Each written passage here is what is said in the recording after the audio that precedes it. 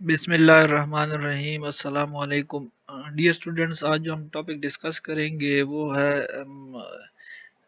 FSc जो part one है, यानी कि क्लास 11, उसमें हम यूनिट नंबर वन है फिज़िक्स एंड मेजरमेंट। इस यूनिट का जो टॉपिक है वो है हमारे पास dimensions of physical quantities. Dimension जो है फिजिकल क्वांटिटी, ये हम डिस्कस करेंगे। डायमेंशन बेसिकली जो मेजरमेंट है जो फिजिकल क्वांटिटीज की जो हम मेजरमेंट करते हैं उसका एक बेसिक कंसेप्ट है। ये सबसे पहले हमें समझना होगा कि जो डायमेंशन है बेसिकली है क्या चीज़। मतलब डायमेंशन जो है एक फिजिकल क्वांटिटी को रिप्रेजेंट करते हैं, उसकी नेचर को रिप्रेजेंट करती हैं कि ये क्या चीज़ है। यानी कि मिसाल के तौर पर मास है, तो उसके लिए हम जब m यूज़ करते हैं तो हमें पता चलता है कि ये जो क्वांटिटी है ये मास से रिलेटेड है। मतलब इसको हम जो है वो मेजर करेंगे केजी में।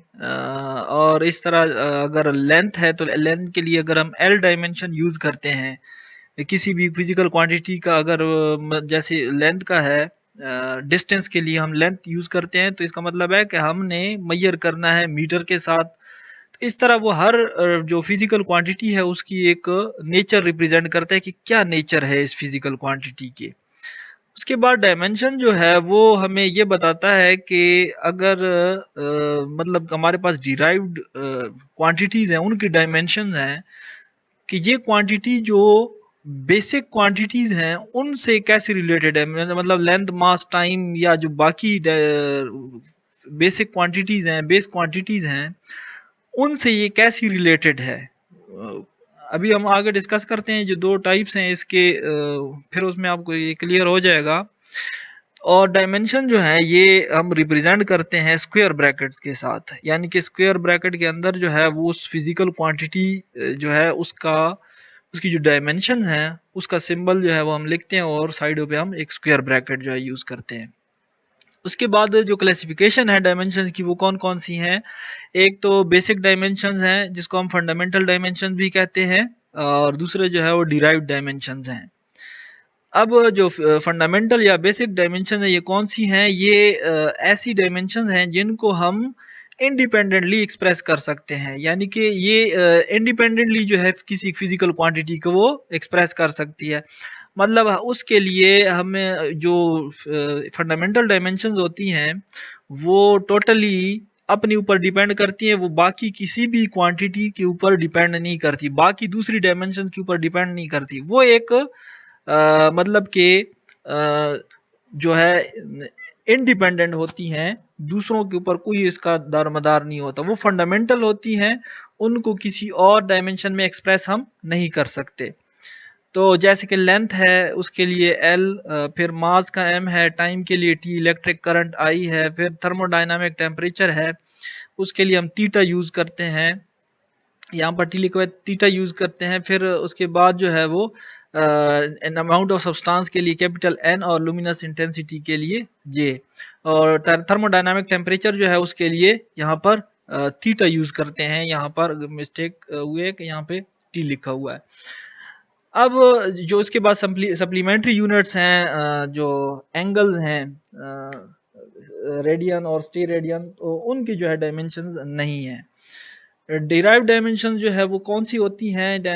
ये जो डायमेंशन होती हैं डिराइव डायमेंशन, ये बेसिकली या तो प्रोडक्ट्स होती हैं, यानी कि मल्टीप्लिकेशन की फॉर्म में आपको मिलती हैं, या फिर जो है वो मतलब डिवीजन की फॉर्म में आपको मिल सकती हैं, इन द फॉर्म ऑफ जो फंडामेंटल डायमेंशन है। यानी कि जो डिराइव डायमेंशन हैं ये आपको जो है वो जो बेसिक या फंडामेंटल डायमेंशंस हैं उनकी ही फॉर्म में मिलेंगी, लेकिन या तो ये मल्टीप्लाई हो रही होंगी उसमें, या फिर ये डिवाइड हो रही होंगी। यानी कि जो डिराइव डायमेंशन है उसमें बेसिक डायमेंशन जो है या तो मल्टीप्लाई हो रही होंगी या फिर वो डिवाइड हो रही होंगी। जैसे उसके अभी एग्जांपल मैं देता हूँ, और ये हमें जो डिराइव डायमेंशन हैं ये हमें ये बताती है कि ये क्वांटिटी जो है वो बेसिक डायमेंशंस जो है उनसे ये कैसी रिलेटेड है। मतलब उसमें इस डिराइव्ड डायमेंशन में कौन कौन सी जो फंडामेंटल डायमेंशन है, बेसिक डायमेंशन है, वो कौन कौन सी इसमें इन्वॉल्व हैं और वो मल्टीप्लाई हो रही हैं या फिर डिवाइड हो रही हैं। उसके बाद जैसे मिसाल के तौर पर डायमेंशन ऑफ स्पीड है, तो हम कैसे उसको मालूम करते हैं, dimension of length divided by dimension of time. तो जो स्पीड है उसके लिए हम v लिखते हैं, फिर उसके बाद लेंथ के लिए हम जो डायमेंशन यूज करते हैं स्क्वायर ब्रैकेट में वो l है कैपिटल, और उसको डिवाइड करते हैं टाइम t से।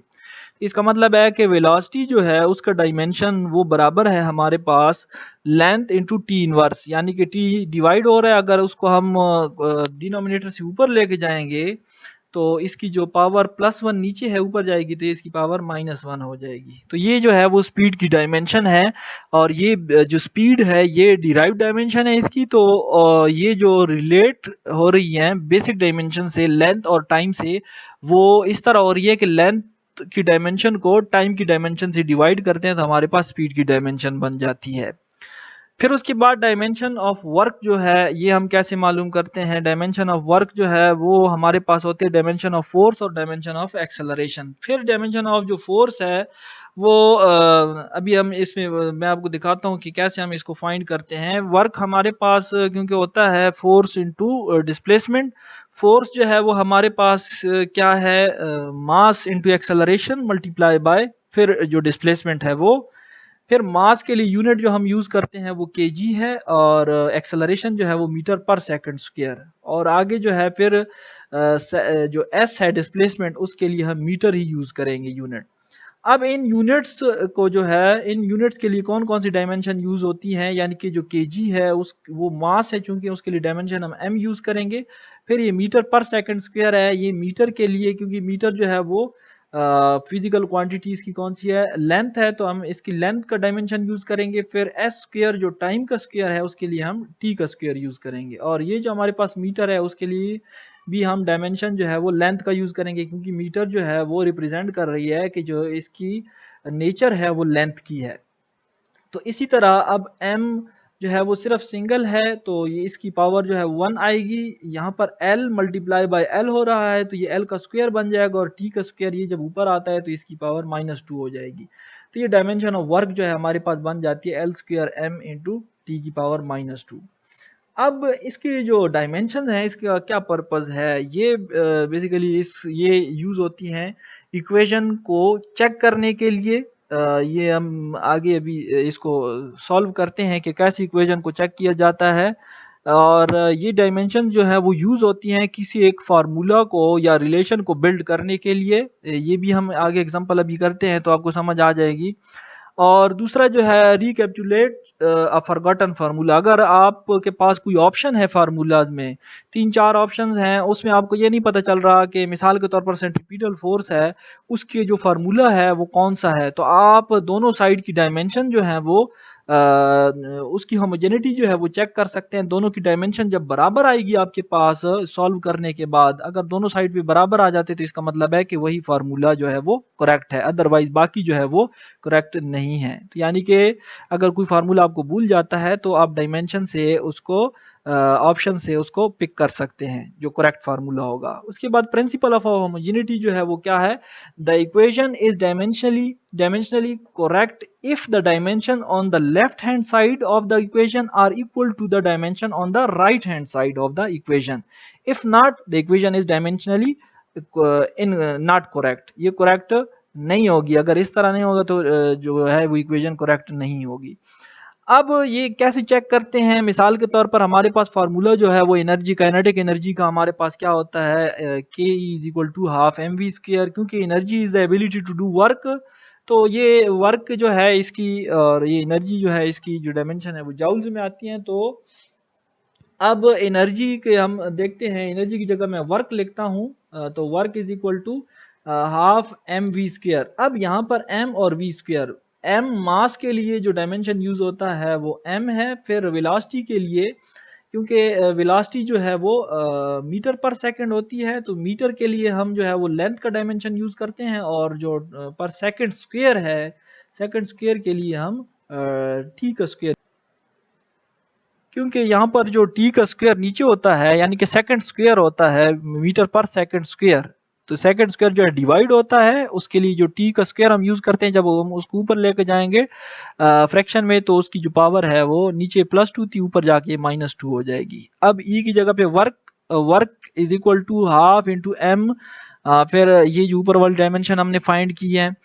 अब जो कांस्टेंट होता है उसकी कोई डायमेंशन नहीं होती, तो यहाँ पर जो हमारे पास वर्क है वो F इंटू एल, क्योंकि force into displacement is equal to, और ये जो राइट हैंड साइड वाली डायमेंशन है वो एज इट इज हम लिखेंगे। फिर फोर्स के लिए हम क्या यूज करते हैं, फोर्स का फार्मूला न्यूटन सेकंड लॉ के मुताबिक क्या होता है, ma, यानी कि मास इंटू एक्सेलरेशन। मास का जो है वो डायमेंशन m होता है, फिर उसके बाद जो एक्सेलरेशन है वो मीटर पर सेकंड स्क्वायर, इसका मतलब है कि लेंथ पर टी स्क्वायर जो है, ये इसकी डायमेंशन यूज होंगी। फिर उसके बाद जो आगे L मल्टीप्लाई हो रहा है तो हमने L की डायमेंशन एज इट इज लिखी है, फिर दूसरी साइड की डायमेंशन जो है हम उसको एज इट इज लिखेंगे।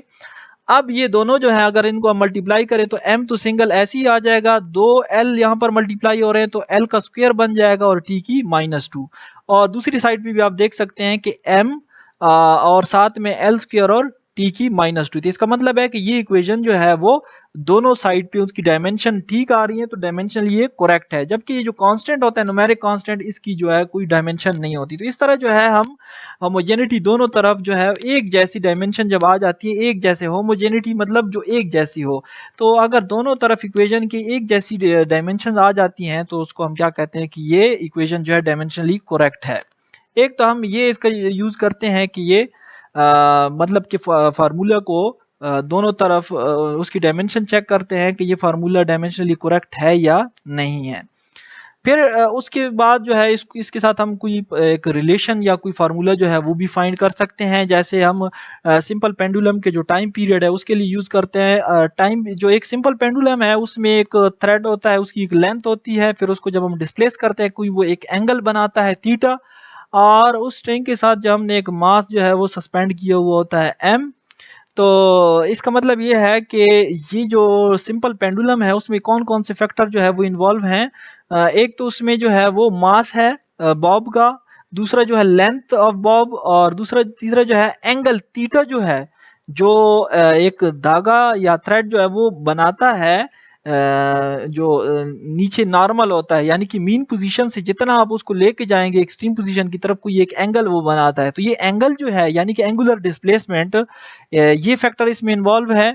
तो इसका मतलब ये है, और उसके बाद एक्सेलरेशन ड्यू टू ग्रेविटी, क्योंकि अर्थ जो है वो हर ऑब्जेक्ट को अपनी तरफ जो है वो एक फोर्स के साथ अट्रैक्ट करती है, उस फोर्स को हम वेट कहते हैं, और वेट में जो एक्सेलरेशन यूज हुआ है उसको हम एक्सेलरेशन ड्यू टू ग्रेविटी कहते हैं। ये चार फैक्टर जो है वो डिपेंड कर सकते हैं एक टाइम पीरियड में। ये तो अभी हम आगे देखते हैं कि मास पे डिपेंड करता है या नहीं, लेकिन हम फिलहाल जो है यही लिख लेते हैं कि ये चार फैक्टर जो है वो डिपेंड करते हैं time period of a simple pendulum. अब उसके लिए फार्मूला हम कैसे बनाते हैं, ये जो टाइम पीरियड है उसको एक साइड पे, क्योंकि हम इसके लिए जो है वो एक इक्वेशन बना रहे हैं, कोई एक रिलेशन बना रहे हैं, तो ये जो है वो प्रोपोर्शनल है किसके, मास के, mass of pendulum, length of pendulum, और जो थीटा है एंगुलर डिस्प्लेसमेंट उसके, और एक्सेलरेशन ड्यू टू ग्रेविटी।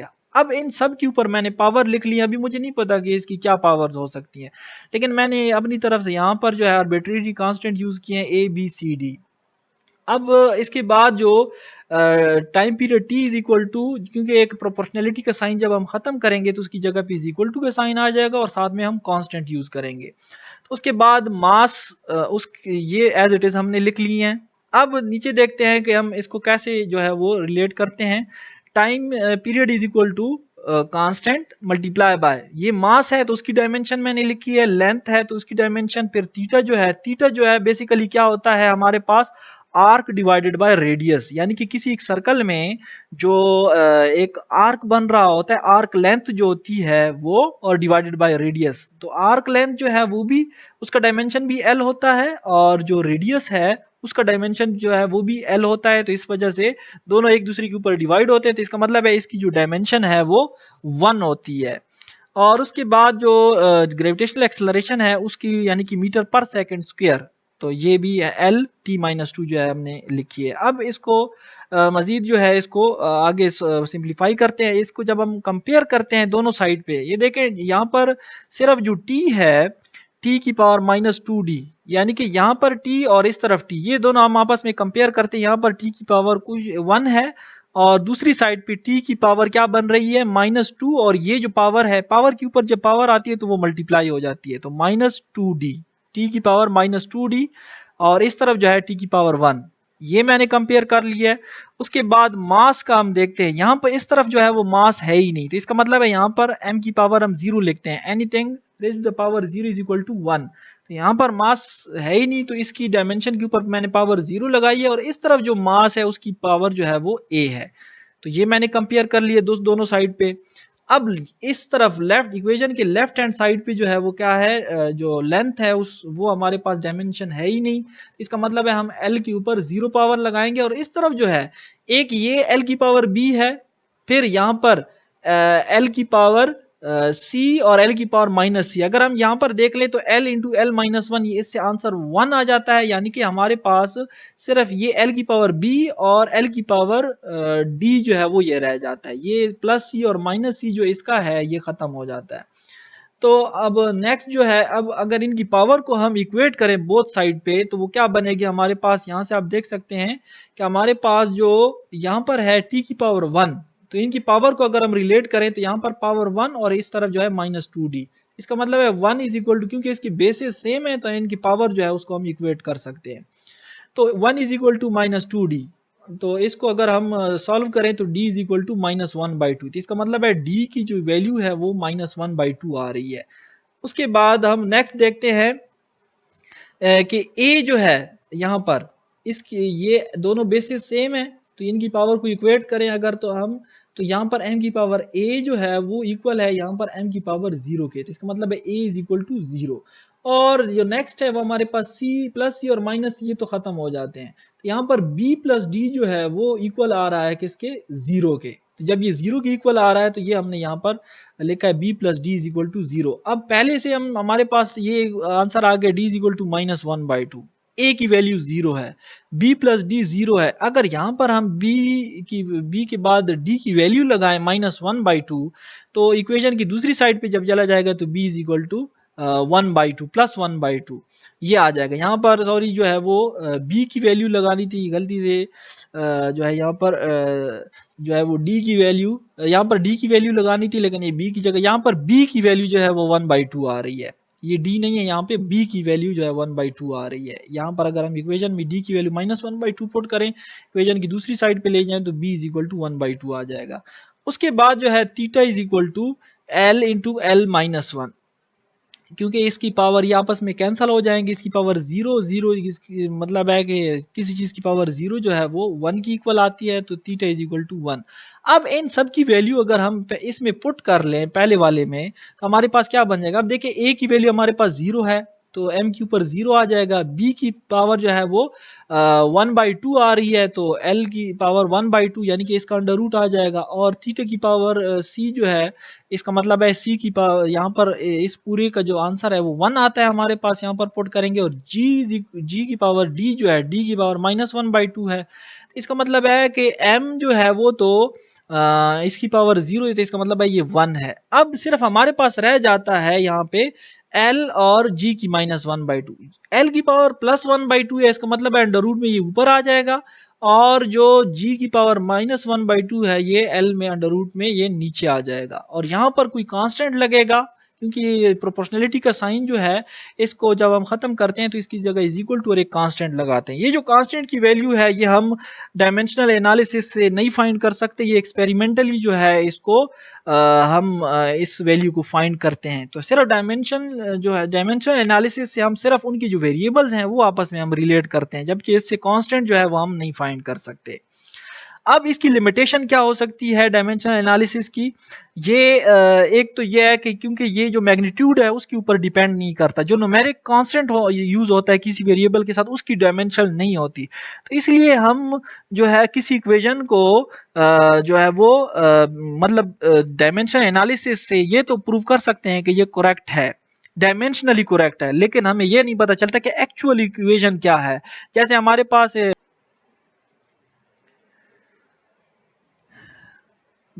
पास ये मास एनर्जी वाली इक्वेशन है, उसमें क्या है कि E is equal to half M V square और E is equal to M V square. अब इनमें दोनों की डायमेंशन तो सेम है, ऊपर वाले क्योंकि 1/2 की कोई डायमेंशन नहीं है, इसकी जो डायमेंशन आएगी 1/2 के साथ और नीचे 1/2 के बगैर जो डायमेंशन आएगी वो दोनों करेक्ट हैं। लेकिन डायमेंशनली तो ये इक्वेशन हम चेक कर सकते हैं कि ये करेक्ट है या नहीं है, लेकिन जो इसका 1/2 वाला फैक्टर है ये हमें नहीं पता चल सकता कि एक्चुअल इक्वेशन है क्या।